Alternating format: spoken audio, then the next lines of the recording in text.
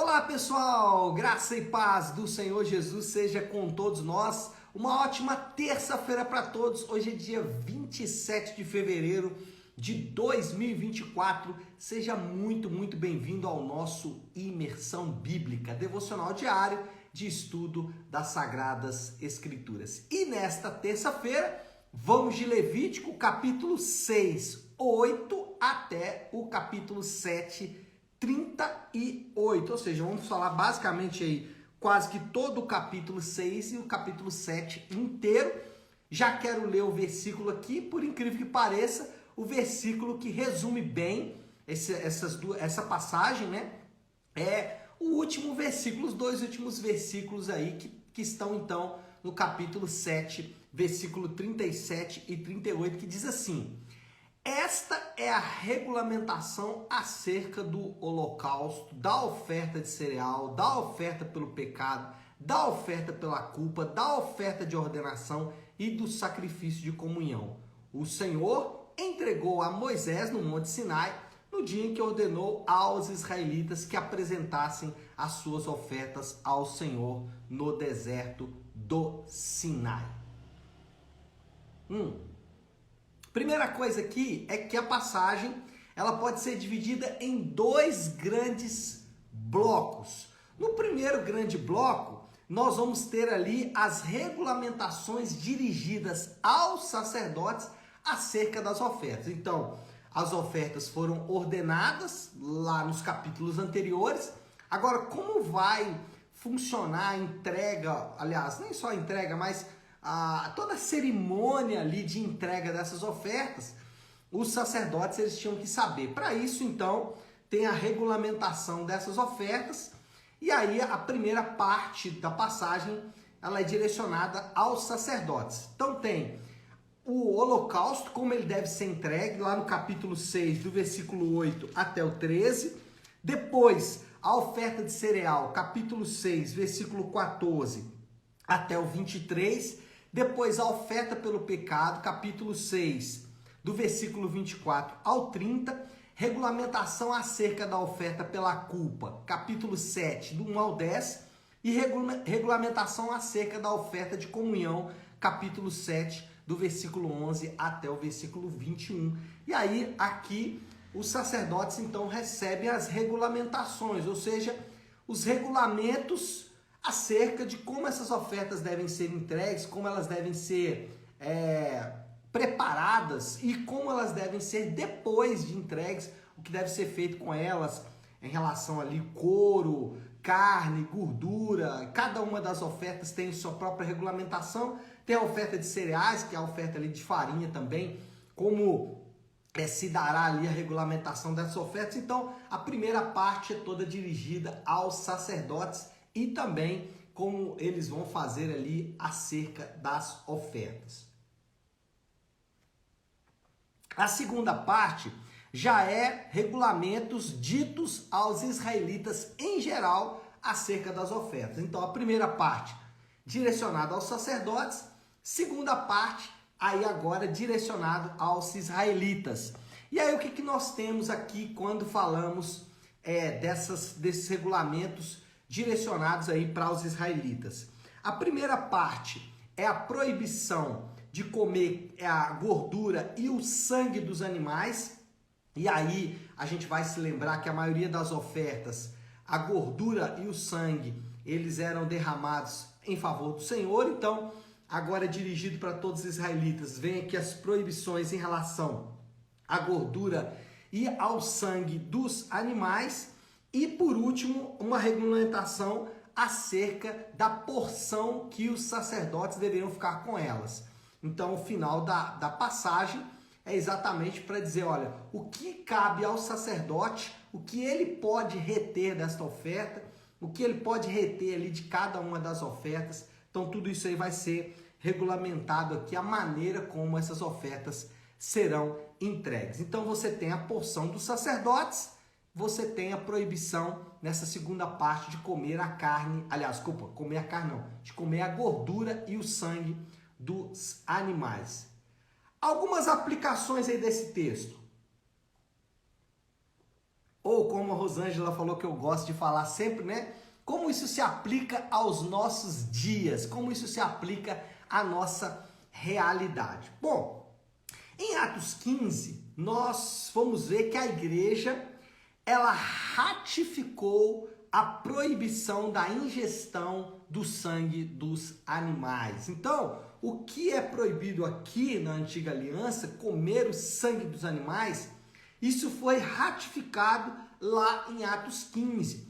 Ou seja, a proibição de comer sangue dos animais, ela continua válida também para a igreja nos dias de hoje. E aí, quando a gente fala de comer sangue dos animais, a primeira coisa que a gente lembra é exatamente daqueles alimentos à base de sangue.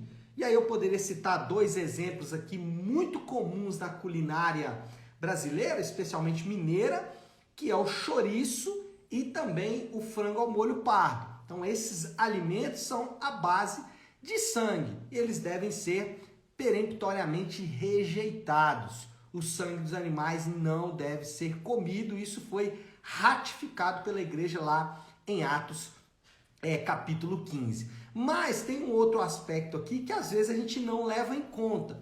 Essa proibição também existia porque tanto no mundo antigo, aqui no período de Levítico, como lá também no período de Atos, existia uma prática muito comum das religiões pagãs, do paganismo, de ingerir o sangue dos animais em rituais profanos. Então era muito comum, por exemplo, um indivíduo que queria obter força, ele tomava o sangue ali do touro ou do cavalo, às vezes comia ali órgãos crus desses animais, coração, pulmão, às vezes fígado, né? Pulmão não sei, mas fígado com certeza. Qual é o ponto aqui? O ponto é que esse sangue desses animais eram usados em rituais profanos, tanto aqui no período de Levítico, como no período de Atos, como ainda hoje a gente sabe que o sangue de animais ele é usado até hoje em rituais profanos. Por isso é essa proibição, porque além de uma questão simplesmente ali estética, né, comer o sangue ou alimentos à base de sangue, às vezes pode ferir a consciência de alguém, mas tem também uma questão espiritual muito forte envolvida nisso, porque o sangue dos animais era e até hoje é usado em rituais profanos, e a gente sabe muito bem disso, sangue de animais usados aí em vários rituais, e aí a palavra de Deus rejeita isso, e os crentes devem também rejeitar de maneira peremptória. Então, sangue de animais, alimento à base de sangue ou sangue usado em rituais profanos devem ser rejeitados pela igreja.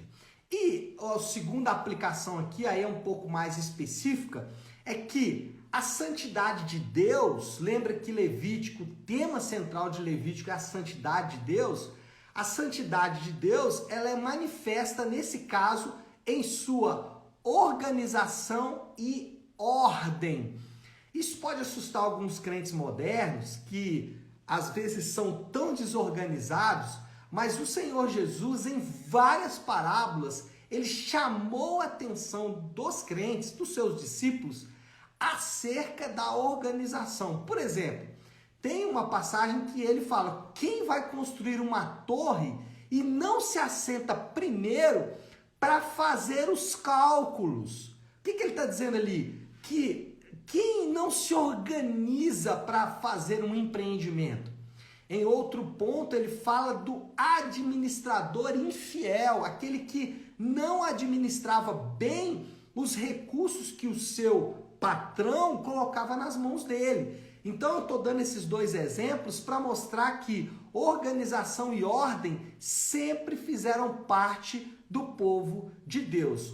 E os crentes, todos nós, somos chamados a sermos ordeiros em todas as áreas da nossa vida. E aí surge a pergunta: como está a sua vida emocional, financeira, espiritual, etc, etc, etc? Como ela está em relação à ordem? Será que a sua vida emocional, financeira, espiritual ou outra área qualquer reflete a santidade de Deus no aspecto de ordem? Será? Essa é uma pergunta importante. Será que algum aspecto da minha vida deixa de refletir a santidade de Deus acerca da organização e da ordem? E talvez você pode ir fazendo ali um checklist, né? E dizendo isso aqui ok, isso aqui ok, isso aqui ok, ótimo. Se aparecer alguma área da sua vida aí, você deve ligar então o alerta. Agora, se você vai falando, não, isso aqui não está em ordem, isso aqui não está em ordem, isso aqui não está em ordem. Então, meu irmão, é muito simples.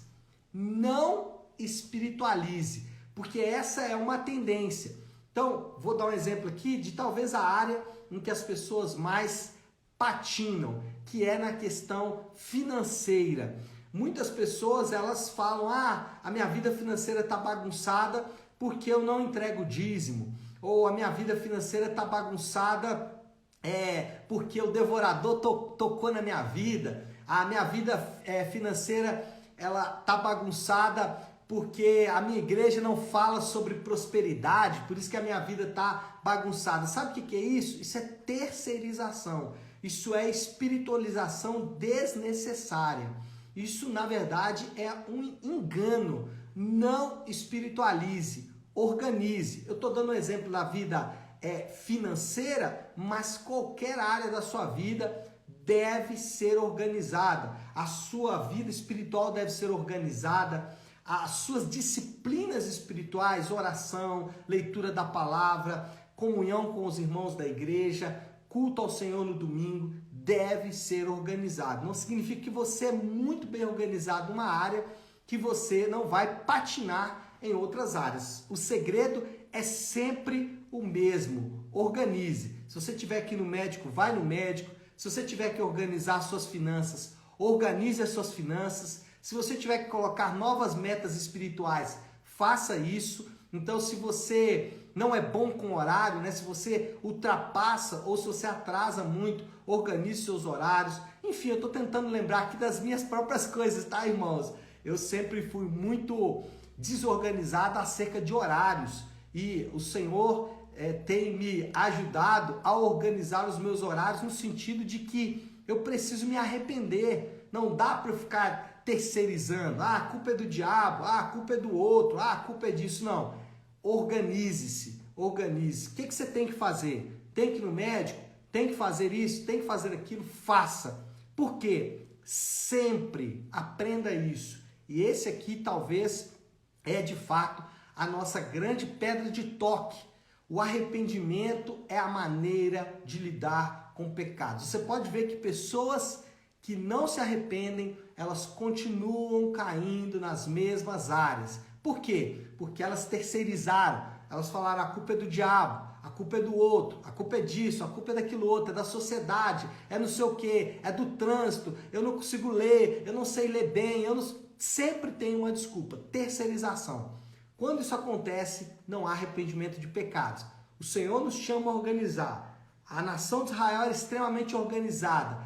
As ofertas tinham que ser entregues, cada uma com a sua regulamentação, cada uma do seu jeito, cada uma da sua maneira. O Senhor é extremamente ordeiro e organizado. E nós, enquanto cristãos, também temos que ser organizados. E não podemos espiritualizar demasiadamente aquilo que é de fato nossa tarefa. Nossa tarefa é organizar a nossa vida. Então, se você tem que organizar, faça isso. Eu tenho!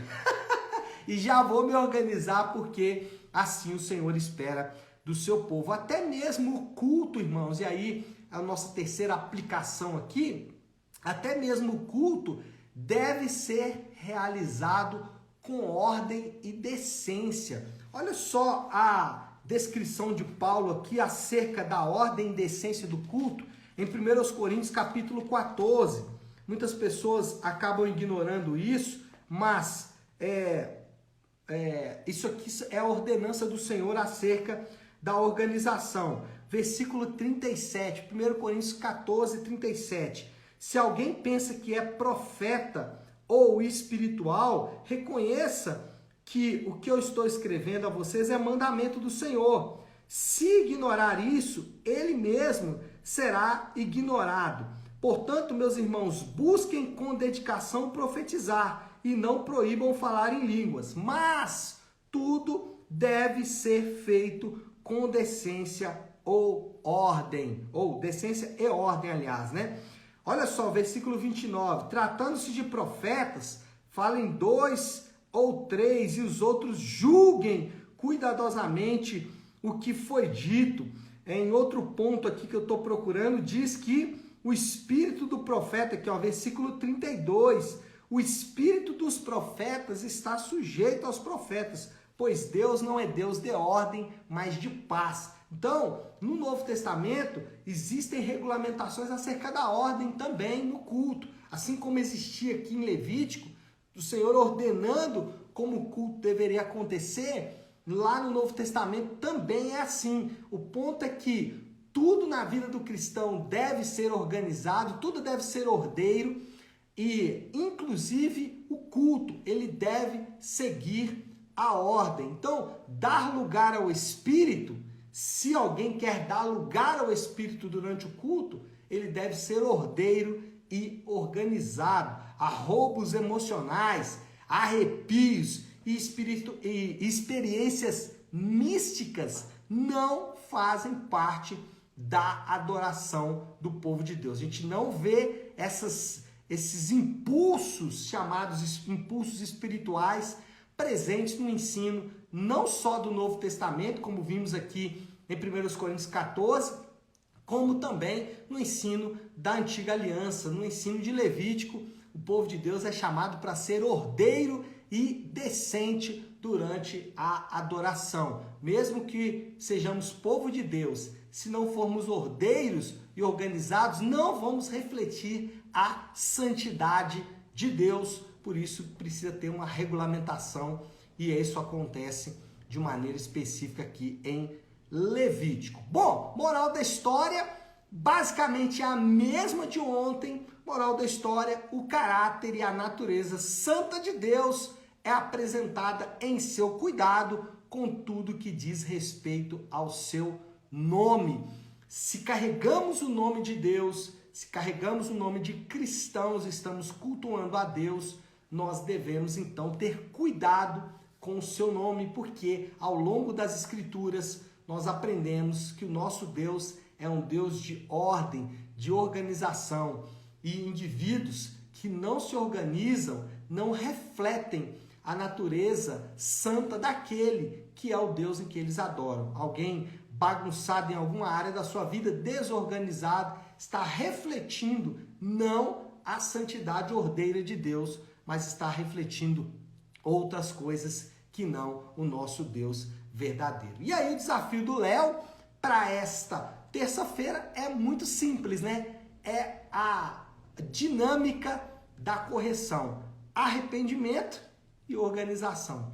Reconheça diante de Deus que você tem dificuldade, e aí a humildade, né, gente? É reconhecer diante de Deus, Deus, o problema não é o outro, o problema não é Satanás, o problema sou eu me arrependo de não ser organizado nessa área e eu me comprometo, e aí é a segunda parte do arrependimento, que é a parte de mudança, eu me comprometo a imprimir toda a minha força e a minha dedicação para que essa área da minha vida seja organizada e reflita a santidade do Senhor, já que o Senhor é um Deus santo e ordeiro. Eu também, como imitador do Senhor, ou discípulo do Senhor, tenho também que ser ordeiro em tudo que eu faço, organizado em tudo que eu faço.